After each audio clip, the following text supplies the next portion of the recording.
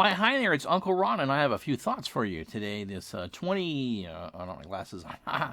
28th of October 2015. Why don't I wear my glasses when I record? Because I can see my reflection on the screen, and if I wore my glasses, you wouldn't be able to see my eyes. It looked like I'd be playing poker, and that's just not what you want to see. Just kind of eternal reflections of me, which is certainly not the eternal reflections of a spotless mind. All right, a few things I want to go through. One, first of all, thanks to Dave Koch Sports for releasing the 2015 version of the baseball game for free. If you are following any of my videos series, the playthrough for the Boston Red Sox 2004 season, we've been using 2014 game version because that's what I bought last year. Don't get any payment for playing the games, along with well, now I have every season, I think, from 38 to 2014 for Action PC Baseball. We'll do at some point. We'll do a whole separate video for that. For any of these small-time game designers to go through and release a freebie is great. It's great publicity for the sport. For what he does, Action PC does baseball, football, basketball, and hockey, and golf. I have the basketball and hockey. I don't think there's enough visual stuff in the basketball game for me to do a video with that. But we are starting I am starting a hockey series. Ha ha! Take that, Mr. Whitehill.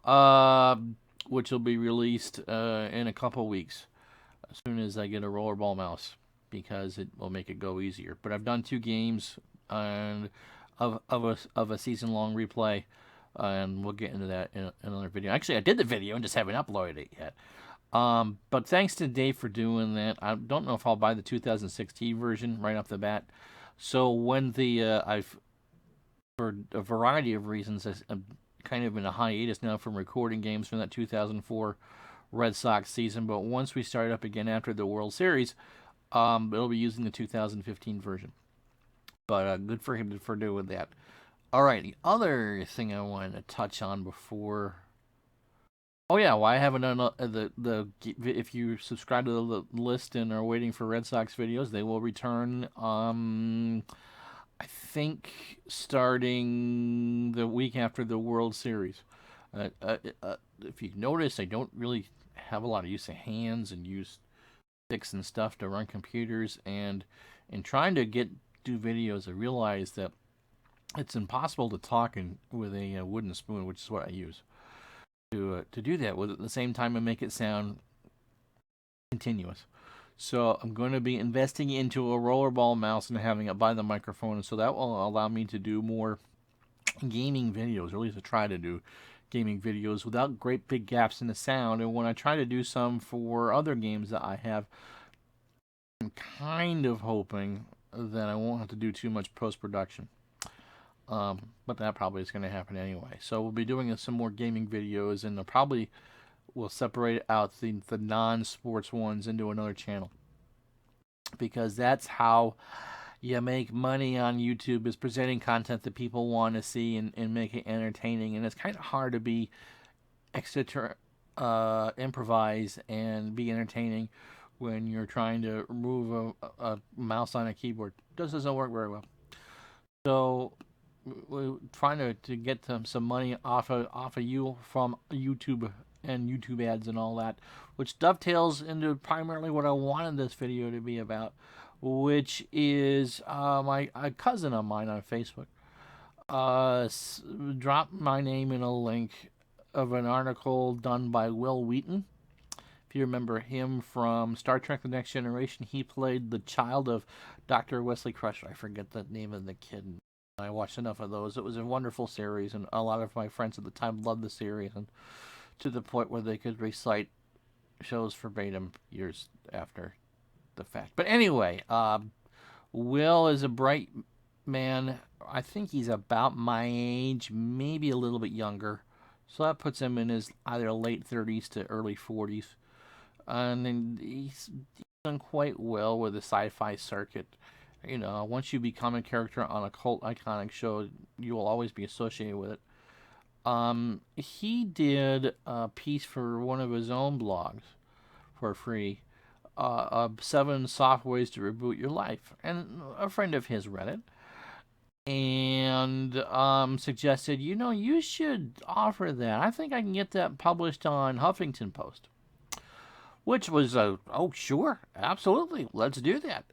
And so they go to Huffington Post, and he says, how much you paying me for it? Oh, we don't pay our contributors.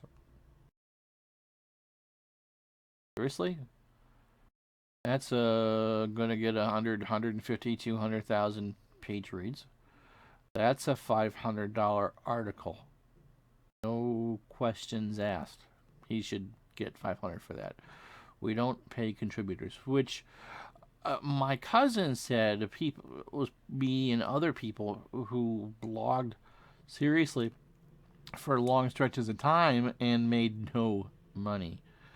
I worked for a company, I won't mention the company by name, that I covered the Red Sox for in their, come on, don't crash on me again, on for the World Series run in 2013. And for 6 months, I think I did 160, 170 pieces. The playoff games I live tweeted. Tried my best to build the brand. Finally found a mix of articles that people actually would read. We finally got Google Analytics, so you know what worked, you know what didn't work, and that's a whole other thing there. If you're not familiar with how bloggers and content creators get paid, as you hear the car alarm going off behind me, is that we're completely dependent on advertising revenue. If you watch a video on YouTube, if you watch one of my videos, if you watch this video here, and please don't block the ads. I know that ads are annoying as hell, but don't block the ads. So you get to watch a 30-second or 15-second, hopefully, not those 3.5-minute jobbies. Advertising some product I have no control over, and if you watch the ad delivered, if so many people watch the ad, then I get paid. Not very much money, but I get a nickel here and a nickel there, as long as I put the right keywords in it and all that. So anyway, I worked for a company that did a lot of work. It was certainly during the playoffs. It was a full-time job. And afterwards, it was daily, except for the holidays. So that's 1 or 2 hours a day of trying to find something unique, and the site did great guns. I did amazing things with the traffic. I believe 1 month we clipped 10,000 page views, which is incredible. And for my experience, I got $6 out of the deal. Yep, that was it. They owe me about 20, and I'm not going to chase after them for it, because long story short, there are too many bad writers aggregating content for web companies eager to use it to draw clicks and advertising dollars, and they're not cultivating the writers in any way, shape, or form. And so the content that you actually get blitzed with advertisements is horribly written, does not have much of a point, has not been copied, it's not been cleared by anybody, and you're kind of on your own. There are places called content aggregators. I've registered for one. You pick a subject from a advertiser and you write 300 to 500 words of copy for a blog, and you get paid a certain amount of money, which would be more than what I made at the other one. And that's all fine and dandy. $8 for 300 words, maybe 45 minutes of work isn't terrible. But if you don't know the subject, you have to research the subject, and you also come across as not sounding authentic about what you've just puked up on Wikipedia. There's nothing wrong with that. The only way you're going to become a better writer is to write and to read a lot. But that doesn't pay a lot of bills in the meantime, and there are a lot of people chasing as freelance writers or whatever, trying to get their name in so they can work on their fictional stories so they can get published. I'm not quite sure how good of a transition that all that was to listen to or for actually the writers doing that. I can tell you firsthand in the sports world, there's just it's just too much content, and you have to be kind of silly to get out there and do anything that's going to grab reads, and then you're going to be exposed because people will tell you, "Oh, you're such a wonderful writer," or "Oh, that's such a," your buddies go, "Oh yeah, you should really write about that. That's great. You'll make thousands." You don't make thousands. When I did a sports blog with a buddy of mine in 2005, I made 23 cents an hour, which is about what I made 8 years later writing about the Red Sox. My stuff on YouTube makes less than that, but it's not time sensitive, so you can watch it 10 years from now and it's still going to be just as relevant as it is now. Um, with sports content and on the web, it's kind of like a donut. If you don't read it within 24 hours, the piece won't make a hell of a lot of sense to you, and you're not going to get paid for doing it. When I worked for Bleacher Report, there were pieces I knew that were outdated by the time they could get through copy editing. At least at Bleacher Report, we had copy editors, and we had editors that were at least reading what we were doing for structure and editorial content. And if you're good, they would promote you up the system, and I ended up getting some nice paychecks for some of the stuff that I did for them, which I was very happy with. But those opportunities are few and far between, and you have to work your ass off for those. So back to Will Wheaton's point. I mean, if his name doesn't get him $500 just for that, then I'm not quite sure what's the good in it for anybody. But if you're thinking about doing a sports writing thing online, there's just too many of you out there, and most of you aren't good. Now, you get better by producing content, but you should do it on your own before you get paid.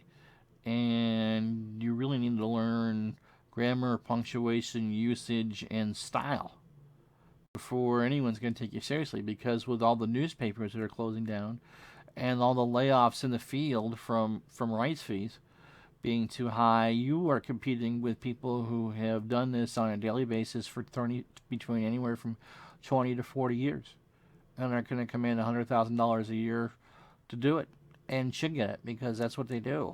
So it gets harder and harder all the time. But yes, it's very frustrating as a kind of professional writer to be competing with that, because you're competing. When reading around the web, there was another project I helped with that helped retweet stories that probably paid around that $1.10 per 1,000 clicks. You click on a site, it counts towards your total. It really doesn't matter what you say.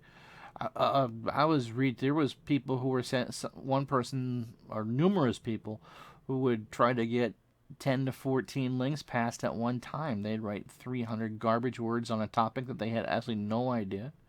They go on rant about a specific thing, and it was just absolutely horrible, and that's what they were trying to live on because they're trying to make a living as a sports writer. That's just not how you do it. Musicians, I don't think have trouble trying to break into the field. I'm sure if you're a musician, tell me how you actually go through and actually get paying gigs. Yes, practice and then whatever, but at least music is not a 2-day thing or a 12-hour thing, unless you're doing pop music, and then probably is.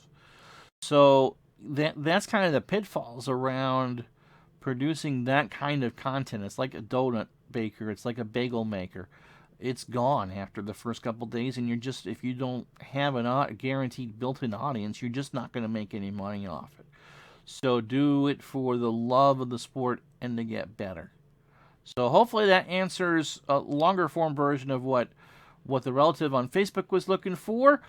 So I think we're going to get the mouse next week, and then we'll do baseball games 5 days a week, Monday, Tuesday, Thursday, Friday, and Sunday. I think I had 2 games in the hopper ready to go for the Sox. Don't look at your stuff around in the reflection. So that's good. So we'll do 5 games a week for the Sox, and I think I'm 33 games into that season. And then 2 games into a hockey project that we'll announce when we get through it.